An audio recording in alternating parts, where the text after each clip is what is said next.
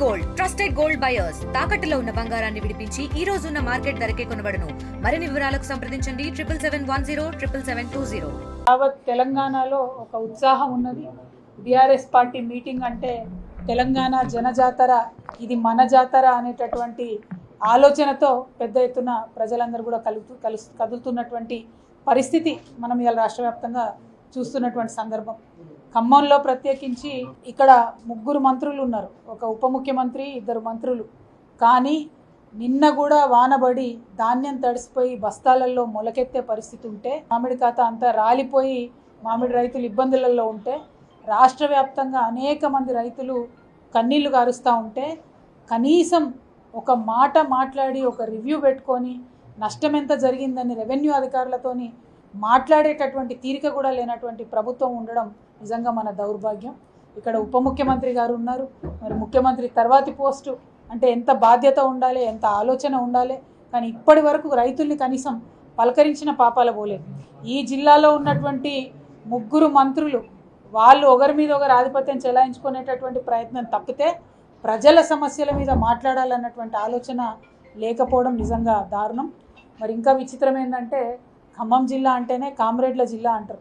ఇవాళ కామ్రేడ్లు అధికారంలో ఉన్నారు కాబట్టి ప్రభుత్వాన్ని ప్రజా సమస్యల మీద నిలదీయకపోవడం అన్నది చాలా దారుణం. వాళ్ళు ఒక బ్యాలెన్సింగ్ ఫోర్స్గా ఉంటారు కమ్యూనిస్టులని దేశవ్యాప్తంగా కూడా ఒక చర్చ ఉన్నది. అధికారంలో ఎవరున్నా సరే ప్రజల తరఫున కనీసం వీళ్ళన్నా ప్రశ్నిస్తారని ఒక నమ్మకం ఉండే. ఇవాళ ఖమ్మం జిల్లాలో మరి ఆ నమ్మకం వమ్మయ్యేటటువంటి పరిస్థితి వచ్చిందని చెప్పక తప్పదు. ఎందుకంటే మరి ఇక్కడ ఉన్నటువంటి పెద్దలే, ఉమ్మడి ఖమ్మం జిల్లాలో ఉన్నటువంటి పెద్దలే మరి వాళ్ళ ప్రభుత్వంలో భాగస్వాములై ఉన్నందుకు ప్రశ్నిస్తలేరేమో అని అనుకోవాల్సినటువంటి పరిస్థితి వచ్చింది. మీ అందరికీ తెలుసు, ఉమ్మడి ఖమ్మం జిల్లాలో తెలంగాణ రాష్ట్రం ఏర్పడ్డ కరెక్ట్ 9-10 నెలల్లో భక్త రామదాసు ప్రాజెక్టును మనం కన్స్ట్రక్షన్ చేసుకొని ఫినిష్ చేసుకొని 60,000 ఎకరాలకు నీళ్ళు ఇచ్చినటువంటి పరిస్థితి. కానీ ఇవాళ 15-16 నెలలైంది, ఒక్క కొత్త పథకం లేదు, ఒక్క కొత్త ఆలోచన లేదు. అంటే ముఖ్యమంత్రి గారు కూడా నిజంగా ఎంత దారుణం అంటే, నిన్నగాక మొన్న వాళ్ళ 2 అధినాయకుల మీద A1 A2 కేసు పెడితే వాళ్ళ కాంగ్రెస్ పార్టీ దేశవ్యాప్తంగా ధర్నాలు చేసింది, పిలుపునిచ్చింది. కానీ మన ముఖ్యమంత్రి గారే జామ్ అని జపాన్లో పర్యటన చేస్తున్నారు తప్పితే కనీసం మరి వాళ్ళ ముఖ్య నాయకుల మీద ఇంత కేసులు అయితే ఒక ట్వీటు లేదు, ఒక పోస్టు లేదు.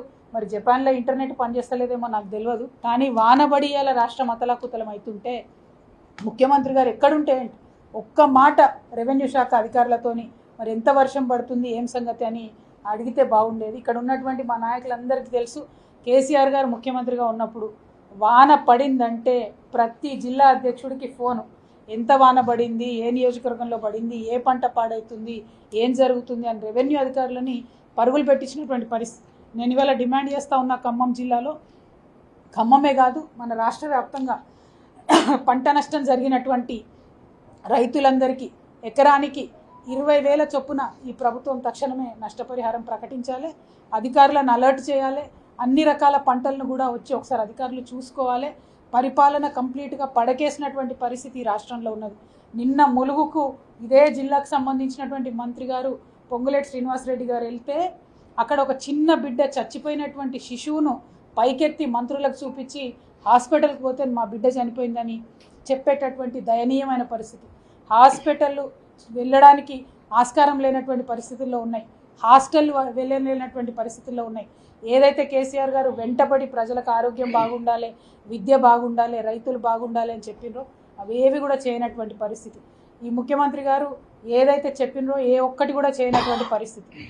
రైతు బంధు టకీ అని 31 లోకలు వాడుతుంది అన్నారు, 31 అయిపోయింది. మరి ఏప్రిల్ సగం నెల అయిపోయింది, సగం మందికి ఇంకా రైతు భరోసా రానేలేదు. రైతు రుణమాఫీ సంపూర్ణంగా చేసినామని చెప్పి ఘోరమైన అబద్ధాలు చెప్తున్నారు. ఇంతవరకు రైతు రుణమాఫీ 60% మందికి కాలేదనేటటువంటి వాస్తవం. రైతు కూలీలు ఇదే ఖమ్మం జిల్లాలో కామ్రేడ్లు ఉన్నారు కాబట్టి కూలీలు చెప్తా ఉన్నా, 2.5 లక్షల మంది రైతులు ఉంటే 4,25,000 పైచిలకు రైతు కూలీలు ఉంటారు ఈ ఖమ్మం జిల్లాలో. కానీ ఆ రైతు కూలీలకు పెడతా అన్న ఆత్మీయ భరోసా పథకం ఏదైతే ఉందో హోర్డింగ్లకి అడ్వర్టైజ్మెంట్లకి తప్పితే ఇంతవరకు ఎవరికైనా ఒక కూలీని బలకరించి నీకు ఆత్మీయ పథకం వచ్చిందా అంటే రాలేదని చెప్పే పరిస్థితి.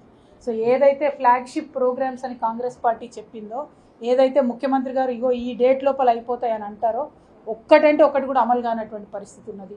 సో అల్టిమేట్గా ఈ ప్రభుత్వం మాటల ప్రభుత్వం తప్పితే చేతల ప్రభుత్వం కాదు. ఈ ప్రభుత్వం ప్రజల మన్ననలు కోల్పోయింది. దీనివల్ల తెలంగాణ రాష్ట్రం తిరోగమన దిశలో పోతున్నది. కాబట్టి ప్రజలందరూ కూడా దయచేసి ఆలోచన చేసుకోవాలి. ఎక్కడికక్కడ ప్రభుత్వం యొక్క ప్రతినిధుల్ని నిలదీయాలి.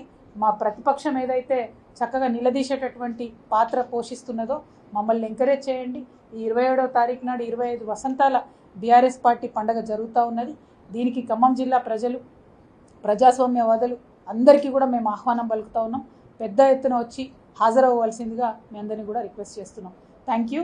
జై తెలంగాణ. మరిన్ని వీడియోస్ కోసం ఛానల్ ని సబ్స్క్రైబ్ చేయండి. లేటెస్ట్ అప్డేట్స్ కోసం వాట్సాప్ ఛానల్ ని ఫాలో అవ్వండి. ఆ లింక్ డిస్క్రిప్షన్ లో ఉంది.